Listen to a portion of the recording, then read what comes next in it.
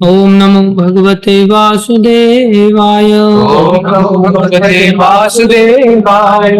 नारायणं नमस्कृत्यं नारायणं नमस्कृत्यं नरं चैव नरोत्तमं नरं चैव नरोत्तमं देवीं सरस्वतीं व्यासं देवीं सरस्वतीं व्यासं ततो जयमुद्धीरये। ततो जयमुदीरये। नष्टप्रायेषु भद्रेषु नष्टप्रायेषु भद्रेषु नित्यं भागवत सेवया नित्यं भागवत सेवया भगवती उत्तम श्लोके भगवते उत्तम श्लोके भक्तिर्भवती नैष्ठिकी। भक्तिर्भवति नैष्ठिकी। श्रीमद् भागवतम स्कंदो अध्याय 3 श्लोक संख्या 14।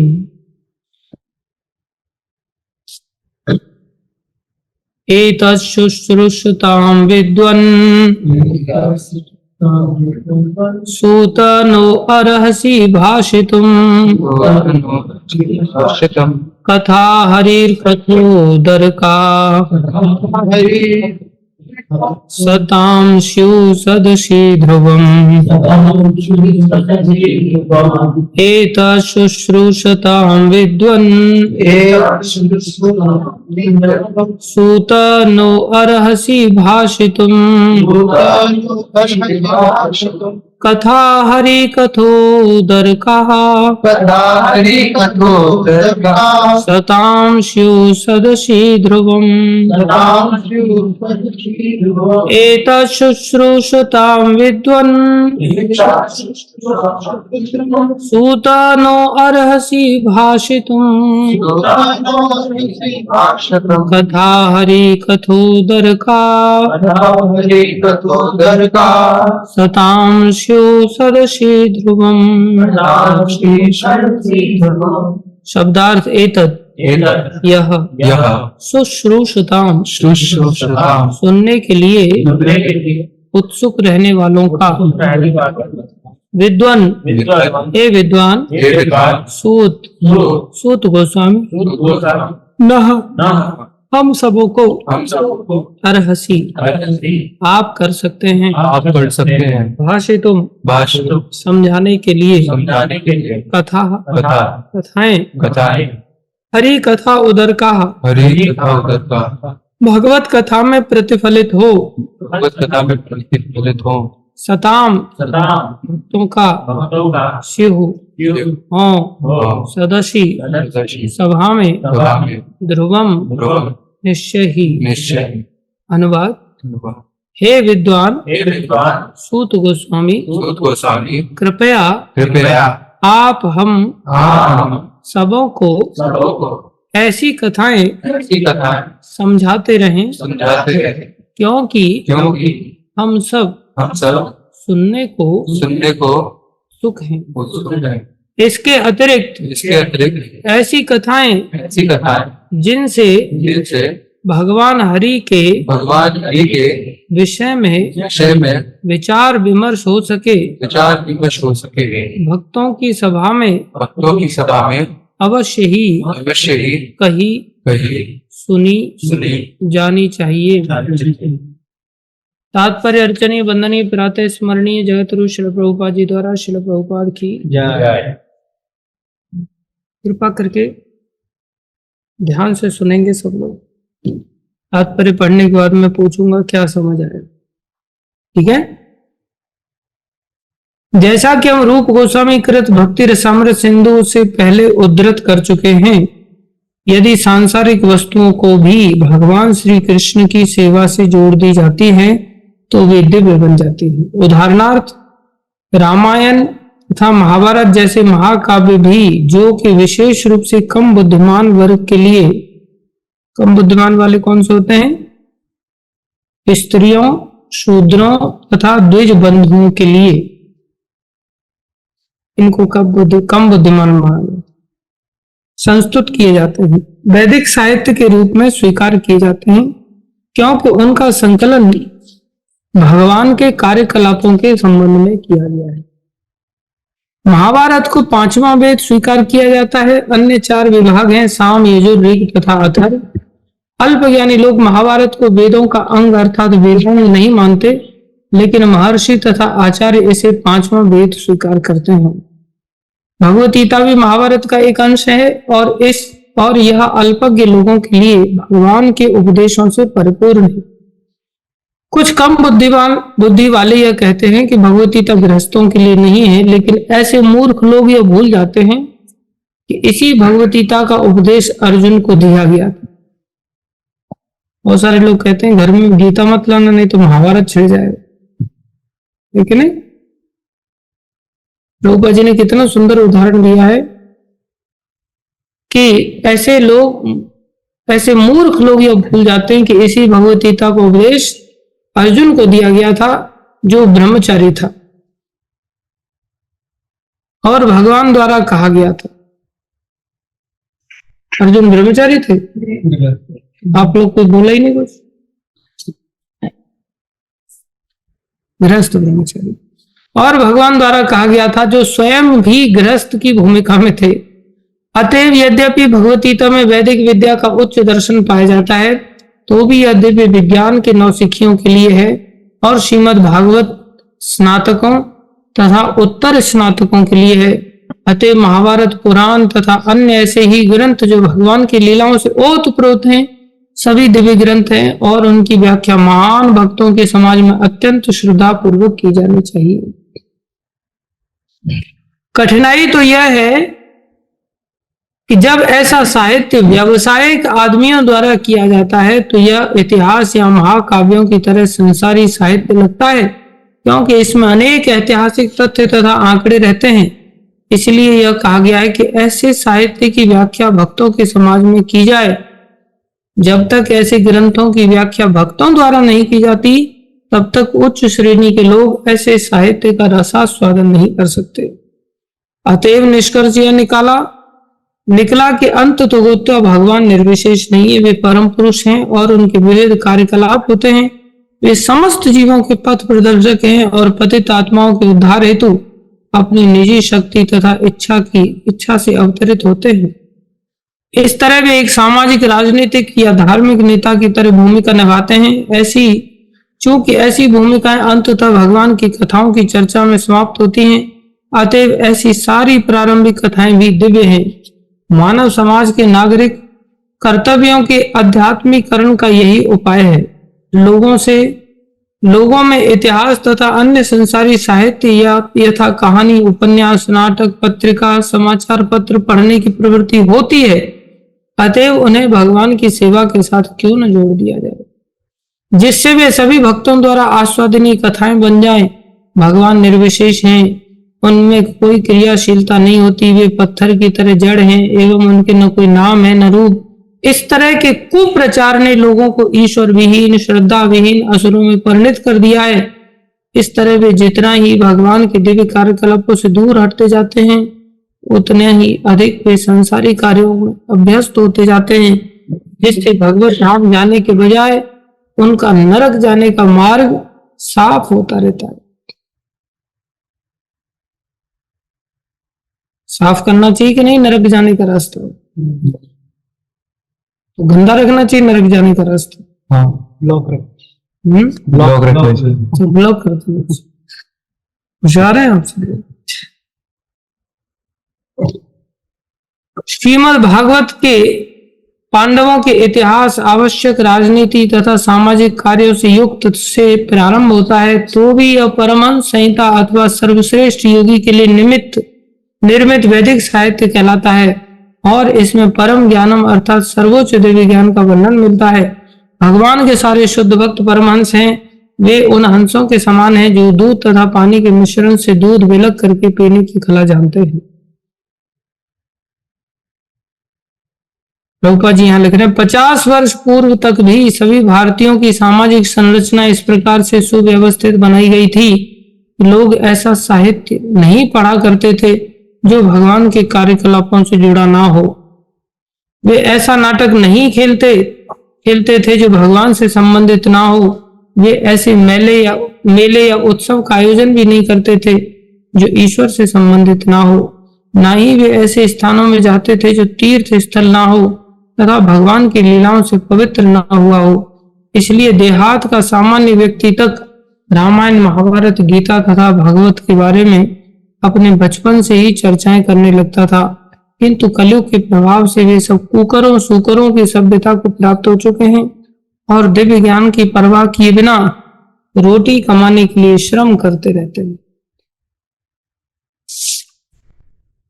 ओम ज्ञानतिमिरन्धस्य ज्ञानाञ्जनशलाकया चक्षुरुन्मीलितं येन तस्मै श्रीगुरवे नमः। श्रीचैतन्यमनोभीष्टं स्थापितं येन भूतले स्वयं रूपदा मह्यं ददाति स्वपदान्तिकम्। वन्देऽहं श्रीगुरु श्रीयुतापदकमलं श्रीगुरुन् वैष्णवांश श्रीरूपं सागरजातं सहगना रघुनाथान्वितं तं सजीवं साद्वैतं सावधूतं परिजनसहितं कृष्ण चैतन्य देवं श्रीराधा कृष्ण पदान् सहगन ललिता श्री विशाखान्विता। हे कृष्ण करुणा सिंधु दीनबंधो जगतपते गोपेश गोपीकांत श्री राधा कांत नमस्तुते। तप्तकांचन गौरंगी राधे वृंदावनेश्वरी वृषभानुसुते देवी प्रणमामि हरि।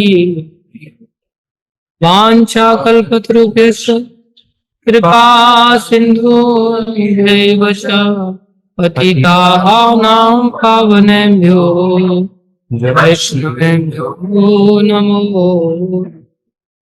जय श्री कृष्ण चैतन्य प्रभु नित्यानंद श्री अद्वैत गदाधर श्रीवासादि गौर भक्तवृंद। हरे कृष्णा कृष्णा कृष्णा हरे हरे हरे राम राम हरे हरे। हरे कृष्णा कृष्णा कृष्णा हरे हरे हरे राम राम राम हरे कृष्णा कृष्णा कृष्णा हरे हरे हरे राम राम हरे हरे।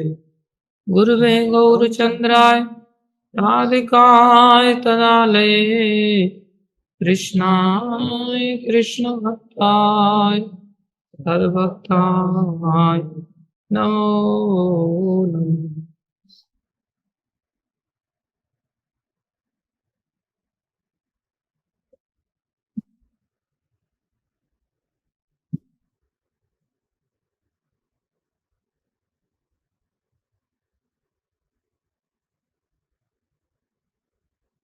हरे कृष्णा। जोर से बोलो हरे कृष्णा कृष्णा कृष्णा कृष्णा कृष्णा कृष्णा हरे हरे हरे हरे हरे राम राम हरे राम हरे राम राम राम राम राम हरे हरे हरे हरे। सभी भक्तों को हार्दिक अभिनंदन है, स्वागत है। गुरु वैष्णव की दया से जो कुछ कहें कृपा करके ध्यान से सुनो। देखो, ये जो मनुष्य शरीर है यह हमें विशेष रूप से कथा सुनने के लिए मिला है। कौन सी कथा? शुद्ध रूप से भगवान कृष्ण की कथाएं भागवत से सुनने को मिल सकती है,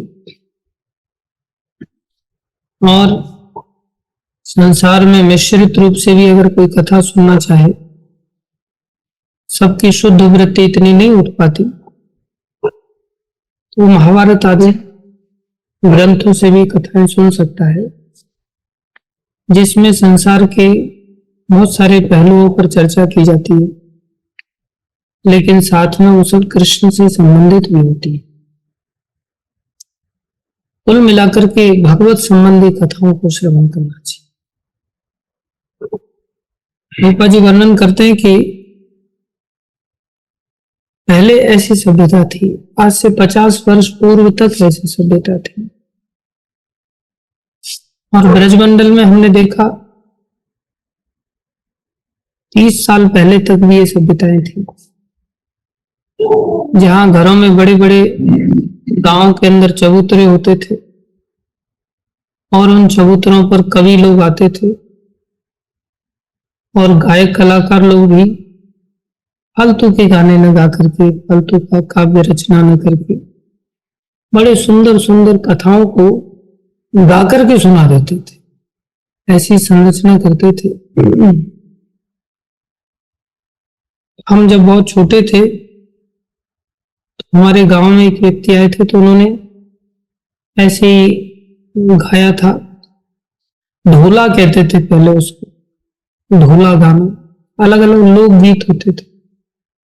तो उन्होंने राजा नल और दमयंती की कथा सुनाई थी उसको, बहुत छोटे थे हम भी जाकर के सुने वहां कथा, बहुत सुंदर, इतने ढंग से सुनाया उन्होंने, 2-3 घंटे तक वो गाते रहे और कोई हिला नहीं, सबके सब बड़े फोकस्ड होकर के, सारंगी जैसी थी उनके पास, केवल उसी को लेकर के वो गाते रहे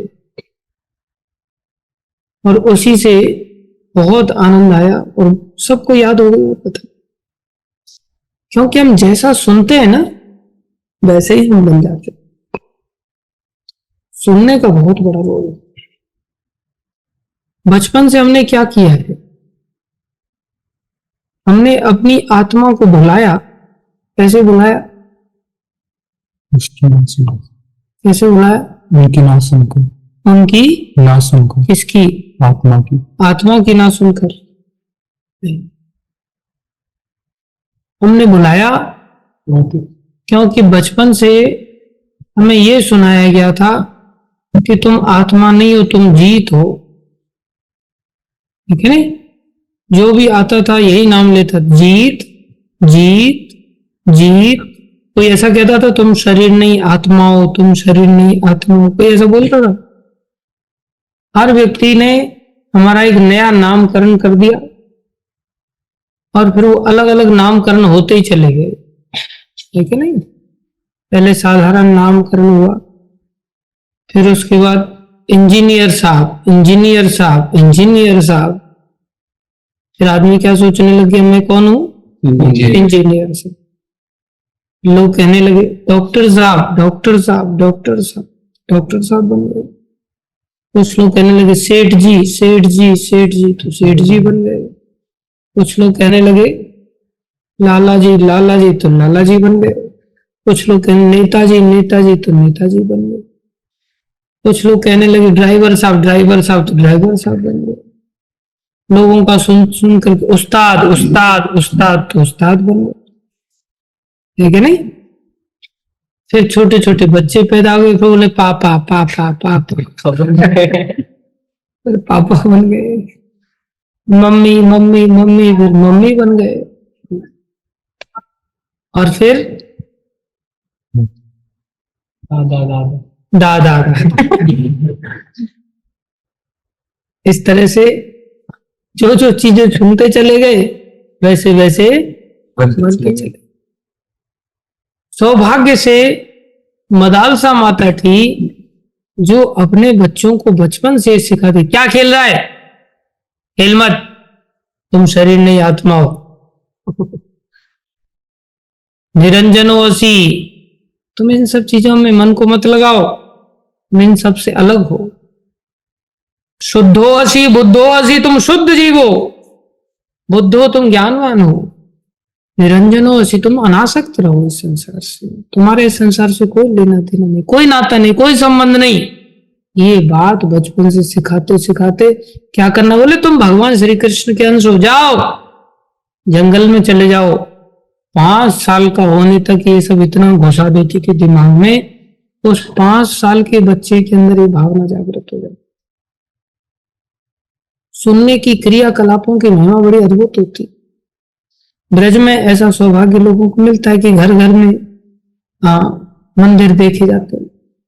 घर घर तुलसी ठाकुर पूजा, घर घर तुलसी ठाकुर पूजा, भोजन दूध दही को, दही को भोजन दूध दही को, सखी मोहि लागे वृंदावन नीको, सखी मोहि लागे वृंदावन नीको। वहाँ गाय का दूध पीने को मिलता था। हमें भी भगवान की कृपा से, गुरु महाराज की दया से बचपन से ही गाय का दूध पीने को मिला और बहुत दूध पिया मैंने। बिना गर्म किए मैं कटोरा लेके चला जाता था, गाय का दूध निकलता था। तो गाय का दूध दही पीने से दिमाग थोड़ा सा खुल जाता है। और घर घर यही हरी चर्चा या आसपास में मंदिर, किसी न किसी ओकेजन से तो लोग चले ही जाते थे मंदिरों के दर्शन करने। चबूतरों पर इस प्रकार से कथाएं सुनने को मिल जाती थी। मन में एक वैराग्य की वृत्ति जागृत होती थी। हमारे यहाँ पर मानसरोवर है, हमारे गांव से करीब 15 किलोमीटर दूर होगा। वो जाते थे। हमारा चाचा राधा रानी से बड़ा प्रेम उनका हो गया था। ऐसी लौकी की श्रद्धा, वहां लौकी की श्रद्धा भी भगवान कृष्ण से ही हो जाती है, साईं बाबा वगैरह से नहीं होती। ये सौभाग्य वहां जन्म लेने का, वहां खून में ही लोगों के अंदर कृष्ण मेरे हैं ऐसी वृत्ति आ जाती है। अन्यथा आदमी सोचता था कृष्ण मेरे हैं, दुर्गा मेरी है, साईं बाबा मेरे, पीर बाबा मेरे, भैरव बाबा मेरे, कौन मेरा है पता ही नहीं चलता। लेकिन ब्रज में एक धरोहर है, सौभाग्य है। तो वो राधा रानी के प्रति बड़ी अच्छी भावना रखते थे, तो साइकिल से ही चल पड़ते थे। बाकी मोटरसाइकिल वगैरह बहुत कम पाई जाती थी उन दिनों। तो साइकिल से 15 किलोमीटर जाना, 15 किलोमीटर आना। हर पूर्णिमा को दर्शन करने के लिए जाते थे, हर अमावस्या को दर्शन करने के लिए। हम छोटे थे तो हमें भी आगे हैंडल पर बिठा लेते हुए, होता है ना पाइप साइकिल का आगे वाला, उस पर बालक को बिठा करके लेके, हमें भी बिठा करके लेके चले जाते थे। अब तो जंगल वहां खत्म हो गया, पहले जंगल था। उस जंगल को जब मैं देखता था वहां से साइकिल से गुजरते हुए, तो मन में, छोटे ही मन में ऐसी विश्वास हो जाता था, ऐसा मन में इच्छा उठती थी कि कभी घर वालों से दूर भाग करके यहाँ आकर के जप करेंगे, कभी यहाँ आकर भजन करेंगे, जंगल में आकर के छुप जाएंगे, हमको ढूंढ नहीं पाएगा। बचपन में ध्रुव महाराज की कथा सुनाई थी दादी ने, प्रहलाद महाराज की कथा सुनाई थी, तो मन में ऐसा जिज्ञासा उठा कि कभी अगर घर से भागे तो कहाँ जाएंगे जप करने के लिए, भजन करने के लिए। तो सोचते थे यहाँ जंगल में आ जाए, ये जंगल बढ़िया है। रास्ते में जंगल, अभी कभी जाते हो सब जंगल उड़ गया, याद आती है कि यार उस समय जंगल अच्छा था, जंगल होता तो और भी बच्चों के मन में कभी ऐसी इच्छा जागृत हो सकती थी। जंगलों का होना भी बड़ा जरूरी है, मन में इच्छा होनी चाहिए। कुछ लोग तो वृंदावन जाकर के वापस आ जाते हैं, सोचते देहरादून बहुत बढ़िया है। नाम ब्रजमंडली दे देते महाराज, उसके बावजूद भी वहां से वापस बैक गियर डाल करके उन्हें देहरादून बहुत बढ़िया है। लगता है विकास नगर में हमारा विकास होगा, वृंदावन में जाकर के क्या होने वाला है पता नहीं, कैसे भला होगा। महाराज तो नाम भी इसलिए जानबूझ के दिए, भैया ब्रजमंडली हो तुम गौड़ीय वैष्णव हो, तुम थोड़ा सा वैष्णवता बढ़ाओ, नहीं नोट बढ़ाना है, संसार बढ़ाना है, ऐसी मूर्खता है। ऐसा मन में आना चाहिए। और भगवान की कृपा देखो, हम पहली बार घर से निकले तो घर में झगड़ा हो गया, तो सबसे पहले झगड़े का ही मौका उठा करके घर से निकल गए और चले गए थे ऐसे ही मंदिर में, 2-3 दिन निकाल करके आ जाएंगे। घर वालों को लगा ये भाग के चला गया, अब कभी वापस ही नहीं आएगा। बहुत बढ़िया हो जाता है कथाएं सुनने से, आश्रमों के रहने से, मंदिरों के रहने से, जंगलों के रहने से ये वृत्ति मन में बनी रहती। चारों तरफ चकाचौंध, बस शरीर के पहनने के लिए जूता, शरीर में आंखों को लगाने के लिए चश्मा, बालों को लगाने के लिए तेल वगैरह अलग अलग टाइप के, चेहरे को लगाने के लिए क्रीम, इन सब चीजों की दुकानें आदमी देखता रहता है, तो फिर वही दुकानों में जाने की इच्छा हो जाती है, वही सब सामान इकट्ठा करने की इच्छा हो जाती है। इसलिए ये सब चीजों के प्रति वृत्ति क्यों बनी? सुनने से। क्यों बनी? सुनने से। सुनना तो पड़ेगा कुछ ना कुछ। दुर्भाग्य हम लोगों का कि हमें ये सब चीजें सुनने को मिलती है। हम चाहें तो इसे सौभाग्य प्रभुपाद कृपा से बना सकते हैं। और क्या कर सकते हैं? हमारे जीवन में जो अभाव पैदा होता है ना, वो अभाव सृष्टि में वैसे नहीं है कि सृष्टि में हमारे जीवन को जीने के लिए किसी चीज की कमी हो, ऐसा नहीं है। आपने देखा होगा, कोई भी जीव आप देख लो पैदा होते हुए, क्या वो आगे चल करके पालित पोषित होकर के बड़े नहीं हो जाते?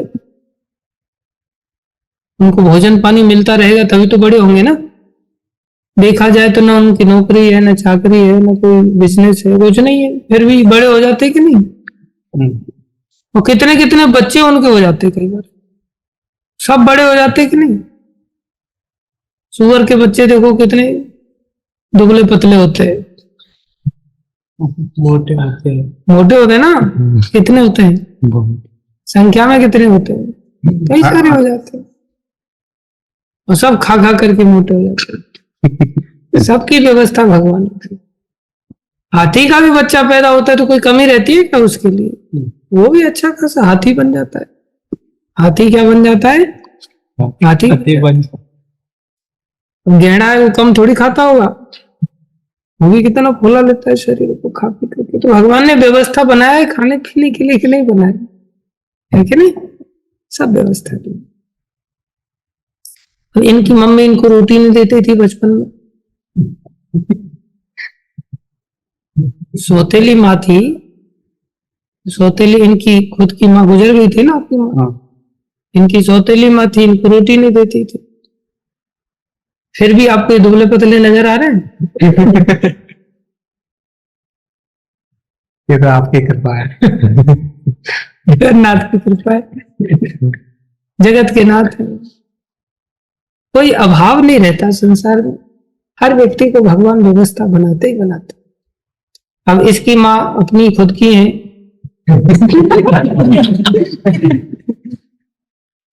वो इसने छोले कुलचे खाए हैं अमृतसर में, फिर भी मोटा होने का नाम नहीं लेता। कारण कारण अरे कारण बताओ। कीटाणु।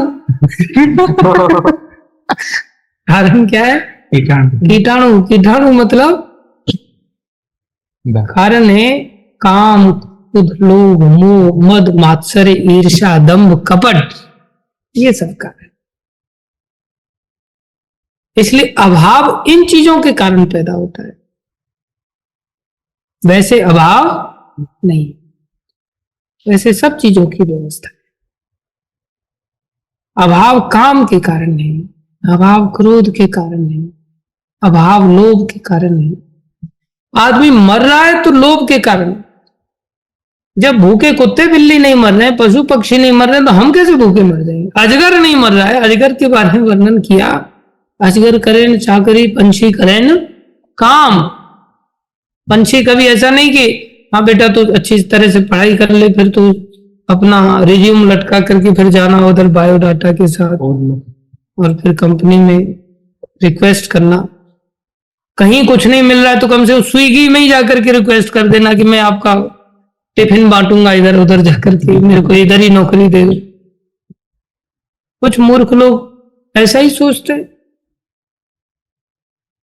और ऐसा ही अगर कुछ मौका मिल जाता है, सिलेक्शन हो जाए, मेरी नौकरी लग गई, मेरी नौकरी लग गई।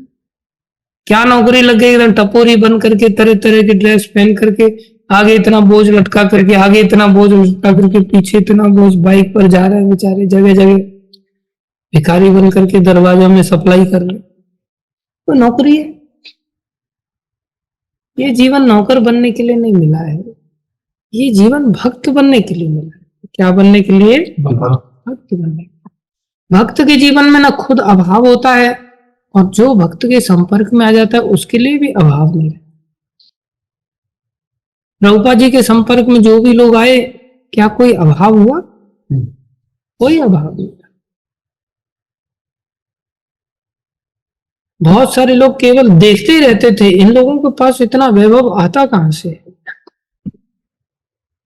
अब देखो यहां पर आप लोग कितने समय से प्रसाद खा रहे हो आ करके, खा रहे हो कि नहीं खा रहे हो? हाँ। संडे प्रोग्राम में तो पक्का मिलता ही है। ईमानदारी से हाथ खड़ा करके बताओ कितने लोगों ने संडे प्रोग्राम से लेकर के आज तक थाली के हिसाब से पैसा दिया है? यहाँ किसी ने भी थाली के हिसाब से पैसा दिया है? किसी ने भी नहीं दिया है। फुकट में खाया ना, सब फुकटिया लोग हैं। भगवान खिला रहे हैं कि नहीं खिला रहे? दुनिया में आप कहीं थोड़ा सा गुड़ भी लोगे तो पैसा लगता है, और यहाँ से रोज मंगल आरती का खीर खा के जाते लोग। कोई अभाव नहीं रखते। विश्वास होना चाहिए। देख करके अनुभव करके भी विश्वास नहीं हो रहा है तो फिर खा करके भी विश्वास नहीं हो रहा तो फिर क्या? फिर बढ़िया खाओ पियो आनंद से रहो, भजन करो, भक्ति करो, कितना बढ़िया है। गधा मजूरी करने के लिए, लेकिन ये काम जाता नहीं हृदय से। काम जाता नहीं तो फिर अभाव पैदा कर देता है, प्यास पैदा कर देता है, सब कुछ होते हुए भी प्यासा बना देता है, लोभ पैदा कर देता है। इसलिए बेचारे ये मोटा ही नहीं होता है। काम क्रोध है कि नहीं तेरे अंदर? तो काम है तो बाकी सब बीमारियां हैं। ये सब मेरी संगति का प्रताप है। दूर नहीं हो रहा है तेरे हृदय से, काम करो, धीरे धीरे होगा। नरसिंह प्रभु का सानिध्य करने का देखो, कोई काम नहीं है। वैसे भी कोई काम ना रहे तो आदमी भूलता है ना फिर। काम रहे, रात दिन गधा मजूरी करे तो आदमी थक जाता है बेचारे परिश्रम करने से। जगन्नाथ जी की सेवा में क्या काम?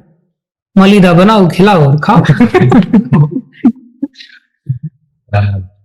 मोटा अनाज खाओ, वही तो कह रहे। बढ़िया है, आनंद की बात। समस्या काम की है, इसी से क्रोध पैदा हो जाता है, इसी से लोभ पैदा हो जाता है। काम क्रोध लोभ, इसी से मोह पैदा हो जाता है, इसी से मात्सर्य। मोह से आदमी चिंतित होने लगता है। चिंता इतनी खतरनाक है कि चिंता सदा चिता में जलाती रहती है। चिंता सदा बिना चिता के ही चिंता में आदमी जलता रहता है, टेंशन में जीता है, फालतू के टेंशन में। क्या करना चाहिए? इन सब बीमारियों का एकमात्र इलाज है, एकमात्र इलाज है बचपन से इन दोनों कानों से क्या करें? कथा सुने, हरि कथा सुने, भगवत भक्तों से सुने। भक्तों से सुनने पर तुरंत विश्वास। महाराज शांतनु का शरीर जब छूट गया तो उनकी धर्मपत्नी का नाम क्या था? शांतनु महाराज की धर्मपत्नी का नाम कुंती था। तो आप लोगों ने महाभारत पढ़ाई नहीं करी, यही तो बात बोल रहे हैं। अल्पज्ञ लोग होने के पश्चात भी महाभारत नहीं पढ़ रहे थे। अल्पज्ञों के लिए विशेष रूप से महाभारत होना। सुंदर सुंदर कहानियां, कहानियां मतलब घटनाएं, बहुत रोचक घटना, बहुत शिक्षा देने वाली। क्या नाम था?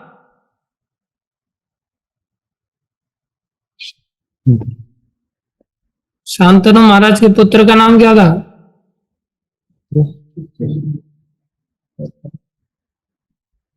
चित्रवीर और पांडव। मूर्खों पितामह भीष्म था। अब बता रहा है सत्यवती।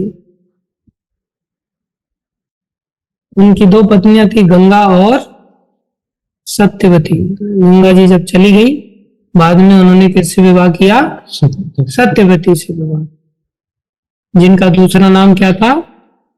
मत्स्य गंधा।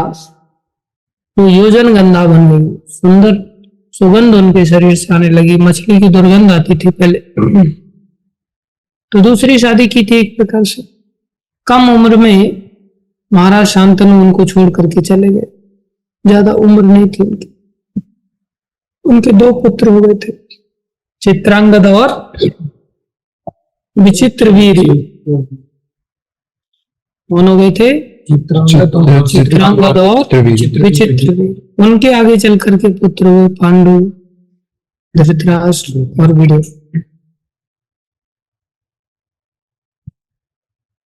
तो जब दो ही पुत्र हुए और जवानी का शरीर था। पितामह भीष्म भी उनके पुत्र लगते थे, एक दृष्टि से सौतेले पुत्र थे। पितामह भीष्म महाभागवत वैष्णव थे। पितामह भीष्म को अपनी माता की चिंता सताने लगी। सोचने लगे कि माता का शरीर अभी जवान है और अगर इनको भगवत कथाएं सुनने को नहीं मिली तो ये भोगों में डूब जाएंगे, भोगों की ओर मन भटकेगा और ये अंदर दुखी रहेंगे। सारी रात बैठ करके उनके कमरे में कथा सुनाते थे, एवरीडे, सारी रात। माता बेड पर लेटे लेटे बैठ के सुनती थी, फिर थोड़ा लेट के सुनती थी, फिर सुनते सुनते सो जाती थी। और पितामह भीष्म सारी रात जाकर के वीरासन में बैठ करके सारी रात कथा सुनते थे। कथा से ही ये सब दोष दूर होते हैं, कथा से ये सब समस्याएं दूर होती हैं। ऐसी चिंता परिवार के सब सदस्यों को एक दूसरे के प्रति करनी चाहिए। हमको क्या लगता है, नोट से समस्या दूर होंगी? नोट से समस्या दूर नहीं होती, नोट से समस्याएं बढ़ती हैं। किसी भी नोट कमाने वाले व्यक्ति को आप देख लो, उसका चेहरा ऐसा लगेगा कि जैसे मार खा के बाहर आया है। बहुत टेंशन में लोग रहते। और भक्ति करने वाले जिनके पास बिल्कुल नोट नहीं, जिसकी एक भी पॉकेट में एक फूटी कौड़ी नहीं, उसका चेहरा उतना ही ज्यादा खिला रहे। जिसके पास जितने कम पैसा उतने ही खिला। जो कथाओं का धनी होता है वो अपने आप ही काम, क्रोध, लोभ, मोह, मद, मत्सर, ईर्ष्या, दंभ, कपट इससे दूर है। ये सब अगर हमें कोई सुनाने वाला नहीं है तो हमें पढ़ना चालू कर देना चाहिए। प्रभुपाद जी ने बहुत सारे लिटरेचर हमारे लिए लिख करके गए हैं, रोज खुद से पढ़ लेना चाहिए। क्योंकि भक्त ढूंढना तो बहुत मुश्किल है ना आज के समय में। भक्तों से कथाएं सुनने चाहिए, धंधे खोरों से नहीं। अगर भक्तों से नहीं कथा सुनने को मिल रही है तो जो पूर्ववर्ती भक्त हो गए, जिन्होंने लिटरेचर लिख करके चले गए, कम से कम उसको उठा करके पढ़ना चालू करना, उससे अपना हृदय अपने आप बदल जाएगा। इसलिए रीडिंग, हियरिंग, ये दो चीजें बहुत जरूरी है। पैरेलली संसार की भी हियरिंग हमें करनी पड़ती, जो बचपन से की है हमने। बचपन से उल्टी सीधी किताबें पढ़ी है हमने। ये रीडिंग हियरिंग जब तक वो वाली रीडिंग हियरिंग से अधिक नहीं हो जाएगी, तब तक हम उस दलदल से बाहर नहीं निकल पाएंगे। इसलिए रीडिंग हियरिंग हमें बहुत अधिक डेवलप करने की चेष्टा करनी। आज हमारे पास, हम लोगों ने कई बार जीवन समर्पित कर दिया, तो भी टाइम मिलता तो गेम खेलने लग जाएंगे मोबाइल पर, लैपटॉप पर, लेकिन रीडिंग नहीं करेंगे थोड़ी देर के लिए। ये नहीं चलो गीता पढ़ लेते हैं, रामायण पढ़ लेते हैं, महाभारत पढ़ लेते हैं, फालतू टाइम मिलेगा दुनिया भर की निंदा चुगली चालू रहती है, लेकिन कथा श्रवण दुर्भाग्य है। इसलिए कथा भक्तों के बीच में श्रवण करना चाहिए। इसी से हमारा मोह दूर होगा और हमारे सारे अभाव खत्म हो जाएंगे और फिर हम भगवान की भी प्राप्ति करेंगे। अभाव तो सृष्टि में किसी के लिए नहीं छोड़ा है भगवान ने, लेकिन बाकी सृष्टि के जीव भगवत प्राप्ति नहीं कर पाते इस श्रवण से वंचित रहने के कारण। हम चाहें तो इस श्रवण का सौभाग्य प्राप्त करके अपने जीवन को भगवान की प्राप्ति करने के लायक बना सकते और आवागमन से मुक्त हो सकते, सभी दुखों से, सभी अभाव से दूर हो जाए। भोजन दूध दही का पाएंगे भगवान के धाम। वो लोग है ना, फिर वहां दूध दही के भंडार, कितने व्यंजन बनेंगे फिर उस दूध दही से, है कि नहीं? तरह तरह की मिठाइयां, तरह तरह की खीर, और वहां डायबिटीज का भी झंझट नहीं। जितना खाना उतना दबा के खाओ, कोई टेंशन नहीं। यहां तो ना केवल आपसे छीना जाएगा, अगर आपको डायबिटीज है और आपके हाथ में चाहे कितना भी हल्दीराम का बड़ा डब्बा हो, आपके हाथ से छीना जाएगा, छीन के छीनने वाला आपके सामने खा जाएगा। वो कितना बड़ा दुख होता है। खाने का सुख नहीं मिला वो अलग बात है, लेकिन आपके हाथ से आपकी आंखों के सामने छीन के दूसरा जो खा रहा है ना, वो सहन करना बाप युद्ध जीतने से भी भयानक है वो। चलो, धन्यवाद सभी का। भागवत महापुराण की जय, श्रील प्रभुपाद की जय, श्री गुरु महाराज की जय, अनंत कोटि वैष्णव वृंद की जय। आप सब हरे कृष्ण।